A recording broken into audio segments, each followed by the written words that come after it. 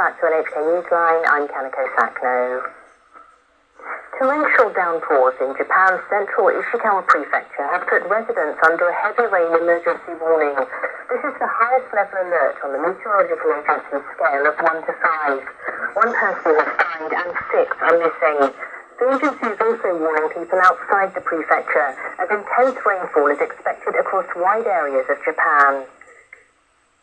Ishikawa prefecture says one person has been confirmed dead in Suzu City. Local authorities say the person died after their home was engulfed by a landslide. 6 people are reported missing in the Noto region. The Land Ministry says 3 of them are members of a reconstruction team in the Noto Peninsula, where the New Year's Day earthquake struck. The ministry says they were working near a tunnel in Wajima City and may have been caught in a landslide. This is a collapsed house in Wajima City. Mud and debris lay scattered about after a landslide. There was a cracking sound, then rumbling. Stones and dirt came crashing down and houses were crushed right in front of me. Many rivers have overflowed their banks. Water has inundated residential areas, flooding the ground floor of some houses. Ishikawa Prefecture says 16 rivers have flooded in Suzu City, Wajima City and Noto Town. Wajima City suffered major damage when the New Year's Day earthquake struck. Now, several months later, residents are once again being forced to clean their houses. It will work. We'll make it through this. I can only try. I really don't know what to do.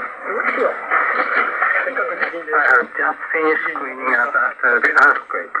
Now it's back to a mess again. On Saturday morning, the Meteorological Agency issued an emergency rain warning for parts of Ishikawa Prefecture. The agency has issued a heavy rain emergency warning for the cities of Wajima and Suzu and Noto Town in Ishikawa Prefecture. This level of downpour has never been experienced in this region before. In particular, it is highly likely that some disasters have already happened. The danger people are facing corresponds to the level 5, which is the highest on Japan's disaster warning scale.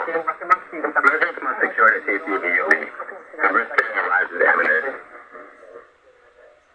Bands of heavy rain clouds over Ishikawa Prefecture caused torrential downpours in the Noto region on Saturday. Over 100 millimeters were observed in Wajima City. Rainfall has been continuing along the Sea of Japan coast. On Tsushima Island in Nagasaki Prefecture, 80 millimeters of rain were observed in the space of an hour until 9 p.m. The Defense Ministry has dispatched self-defense force personnel to Wajima, Suzu and Noto, following a request from Ishikawa Prefecture.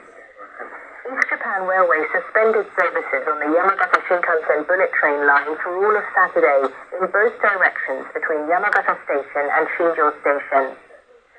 Services will also be suspended on Sunday as more heavy rain is expected. The rain front is expected to remain stationary over the Sea of Japan and Tohoku regions. Extremely heavy rain is expected in the region, stretching into western Japan. In the 24 hours to Sunday evening, up to 180 millimeters of rain is expected in the Hokkaido region. In the Shikoku region, up to 250 millimeters could fall. In the northern part of Kyushu, up to 200 millimeters, and in the Tokai, Seiki and Shingoku regions, up to 180 millimeters are expected. The predicted rain will come as a tropical depression moves from the Sea of Japan to the Tohoku region. People are advised to pay attention to the latest weather and evacuation information issued by local governments. If you take a moment, you can see the world change. Much of the past will be retold by drones. Stories that link all of us. Make sense of our lives. So we can move forward. Widening horizons.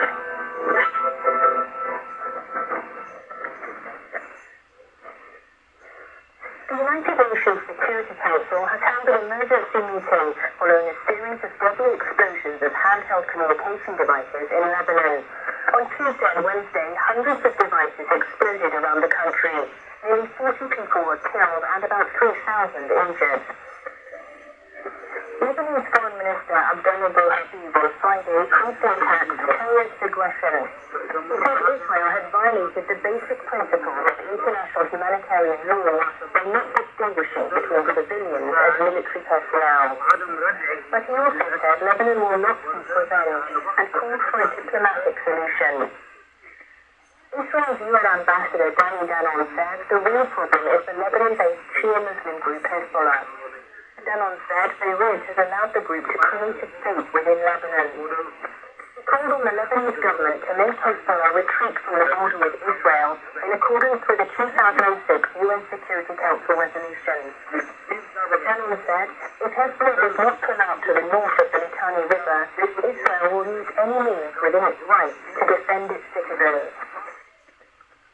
The European Union's executive body has announced it will loan up to 35 billion euros, or about $39 billion, to Ukraine using proceeds from frozen Russian assets.